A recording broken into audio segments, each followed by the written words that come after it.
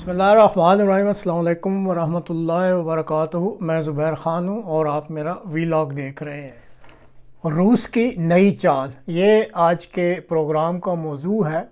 جمعہ 10 مئی کو یوکرائن کے صدر زیلنسکی صاحب نے دعویٰ کیا کہ روس کی طرف سے متوقع کاؤنٹر اوفینسو یوکرائن کے خارکیو ریجن، جو کہ آپ نقشہ میں دیکھ رہے ہیں، شروع کر دیا گیا ہے۔ واضح رہے کہ یہ وہی ریجن ہے جہاں روس نے ستمبر 2022 میں اپنی افواج کا انخلاء کیا تھا۔ بعض تجزیہ نگاروں کے مطابق یوکرائنی صدر کے اس دعویٰ کو اقتدار سے چمٹے رہنے کا بہانہ بتلایا جا رہا ہے، کیونکہ یوکرائن کے صدر زیلنسکی صاحب کی مدت صدارت 21 مئی یعنی اسی مہینے کی 21 تاریخ کو ختم ہو رہی ہے۔ اسی طرح یوکرائن کے خفیہ ذرائع کے مطابق یوکرائن میں جو موجودہ جنگ کے بارے میں فوجی اور سیاسی اکابرین ہیں، ان میں اختلافات دن بدن شدید ہو رہے ہیں، اور ان اختلافات میں 21 مئی جب کہ موجودہ صدر صاحب نے ان کی مدت ختم ہو رہی ہے، تو ان کا خیال ہے، یہ خفیہ ذرائع کا، کہ فوجیوں اور سیاسی اکابرین میں ان اختلافات میں 21 مئی کے بعد مزید شدت آ جائے گی۔ روس کی طرف سے شروع کیے جانے والے اس نئے حملہ کو فوجی نقطہ نگاہ سے دیکھنا مقصود ہے،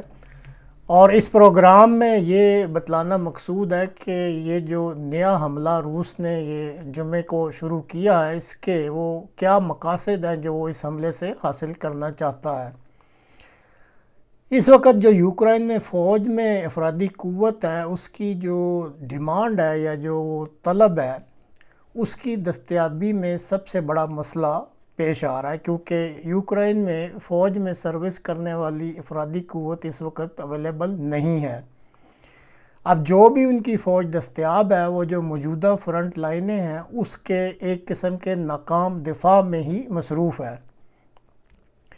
اب روس کی طرف سے یہ جو نیا محاذ کھولا گیا ہے، اس کا مقصد تو صرف ایک ہی نظر آتا ہے کہ یوکرائن کی جو فوجی قیادت ہے، اس کے لیے پریشانیاں پیدا کی جائیں، اور وہ موجودہ دفاعی لائنوں سے ہی ظاہر ہے اس کے پاس کوئی مزید ایکسٹرا فوج تو ہے نہیں، وہاں سے نکال کے کچھ تعداد جو ہے اس نئے محاذ کی طرف لائیں،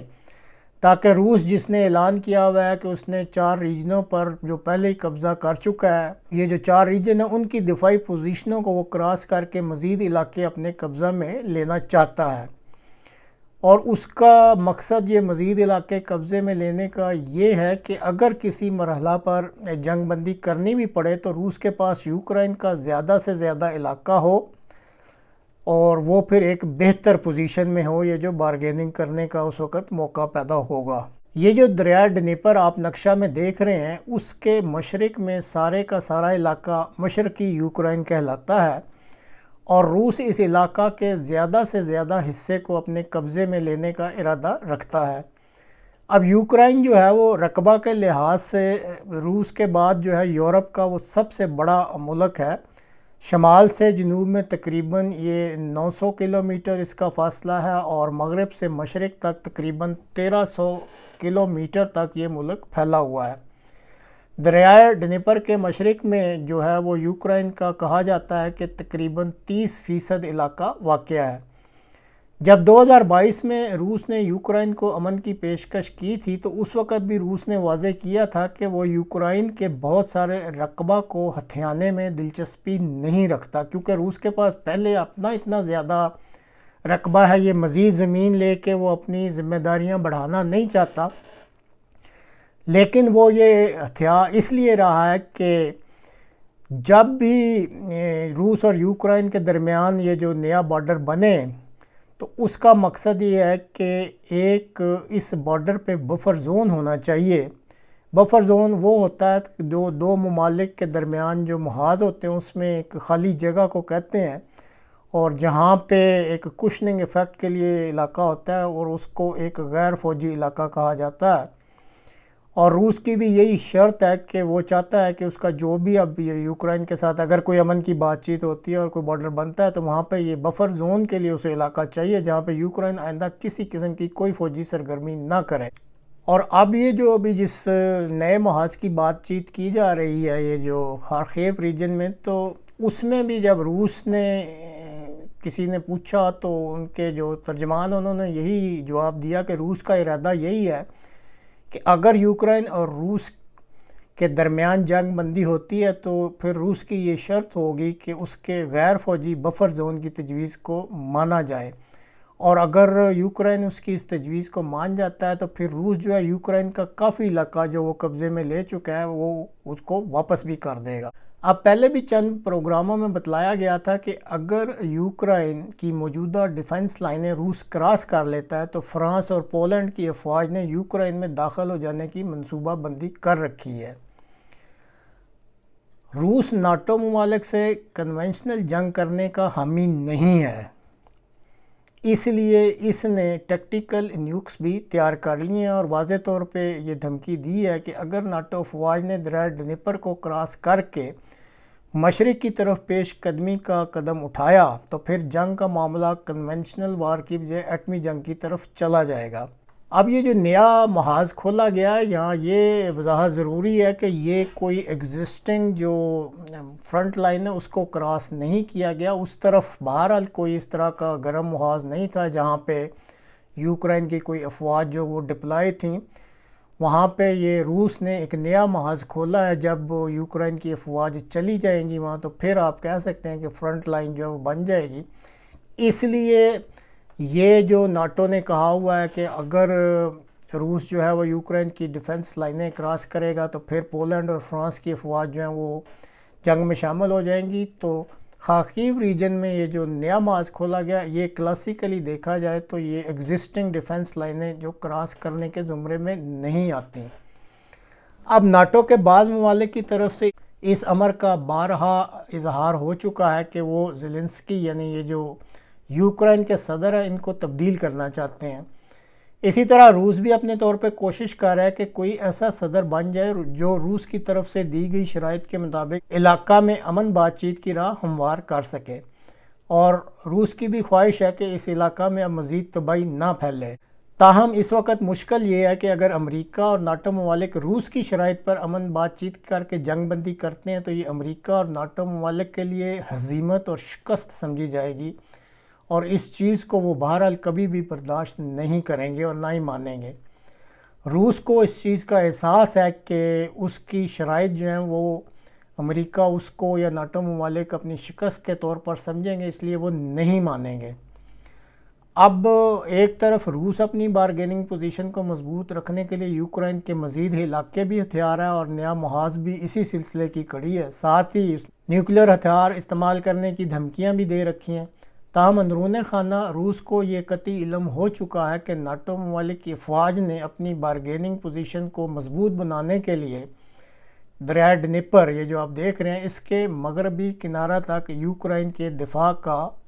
پکا منصوبہ بنا لیا ہے، اور اس کا اعلان بھی کر دیا، اور وہ اس پر عمل بھی شروع کر چکے ہیں۔ اب روسی افواج اس دریا کے مشرق کی طرف ہوں گی، لیکن یہ خیال رہے کہ چند علاقوں میں جیسے یہ خارکیو ریجن وغیرہ ہے، یہاں پہ روسی افواج دریا کے مشرقی کنارے پہ نہیں ہیں بلکہ خاصی دوری پر ہیں، اس لیے یہ نہ سمجھا جائے کہ جی اس دریا جو کہ تقریباً چوڑائی جس کی کسی جگہ 400 میٹر ہے یا کچھ زیادہ ہے، کہ اس کے مغربی کنارہ پر ناٹو افواج بیٹھی ہوئی ہوں گی اور مشرقی کنارے پہ روسی افواج۔ ہاں بعض جگہوں پہ وہ بالکل روسی افواج جو ہیں ساؤتھ میں آتے جائیں تو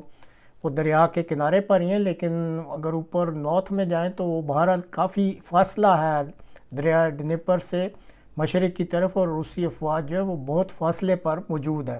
اب دریا ڈنیپر کے مغربی کنارہ تک ناٹو افواج کی جو ڈپلائمنٹ ہے غالباً روس اس کے بارے میں کوئی ایسا اعتراض نہیں کر رہا۔ وہ بار بار ان کے بیان میں یہی آتا ہے کہ اگر آپ نے اس دریا کو کراس کر کے مشرق کی طرف پیش قدمی کرنے کی کوشش کی تو پھر جو ہے وہ نیوکلیئر وار جو ہے یا نیوکلیئر ٹیکٹیکل ویپنز وہ استعمال کر سکتا ہے۔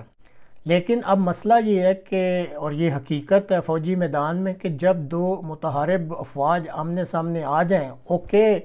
بعض جگہوں پہ ان میں بہت زیادہ فاصلہ ہوگا لیکن بعض جگہوں پہ صرف دریا ہے درمیان میں، تو اگر وہ آمنے سامنے آ جاتی ہیں تو پھر خطرات کے جو سائے ہیں وہ کافی گہرے ہونے لگ جاتے ہیں۔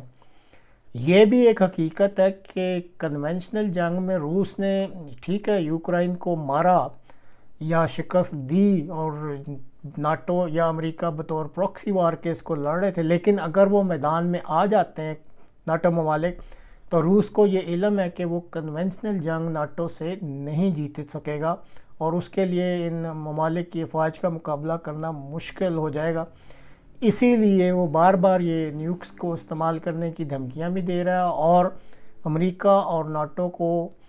ممالک کو خبردار کر رہا ہے کہ آپ اپنی افواج سے یہ کہہ دیں کہ وہ دریا ڈنیپر کو کراس کر کے مشرقی کنارہ کی طرف آنے کی طرف کوشش نہ کریں، ورنہ پھر روس جو ہے وہ اپنے آپ کو ایک اس کا جو سلامتی کا خطرہ پیدا ہو جائے گا اور وہ مجبور ہو جائے گا کہ وہ نیوکس استعمال کرے۔ اور اگر خدا نہ خواستہ ایسے ہوتا ہے تو جیسے پہلے بھی ایک آدھ پروگرام میں بتایا گیا تھا کہ یہ پھر تیسری عالمگیر جنگ کی شروعات ہو جائیں گی، لیکن جیسے بتایا کہ دنیا کے یہ جو لیڈر ہیں یہ بھی خاصے سیانے ہوتے ہیں، چلاک بھی ہوتے ہیں اور انہوں نے اپنا جو اقتدار اس کو بھی سنبھال کے رکھنا ہوتا ہے، اس لیے روس جو ہے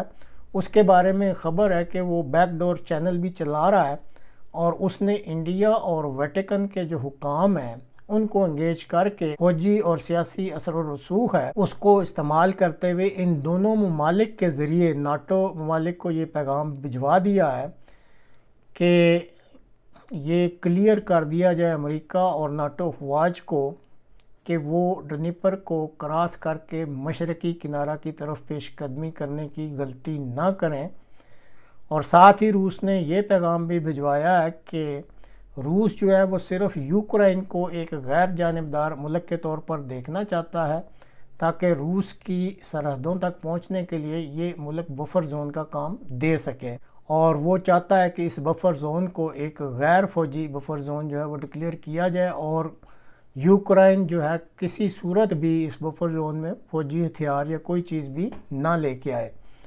اب دیکھتے ہیں کہ اگر انڈیا اور ویٹیکن اپنے اثر و رسوخ سے کوئی ایسی راہ نکال لیتے ہیں جو کہ روس اور ناٹو کے لیے قابل قبول ہو تو بہت ممکن ہے کہ یہ جو جنگ منڈلا رہی ہے اس وقت یورپ کے سر پر شاید اس کو ٹالا جا سکے۔ تو ناظرین آج تک کے لیے اتنا ہی، اگلے پروگرام تک کے لیے اجازت دیجیے، خدا حافظ۔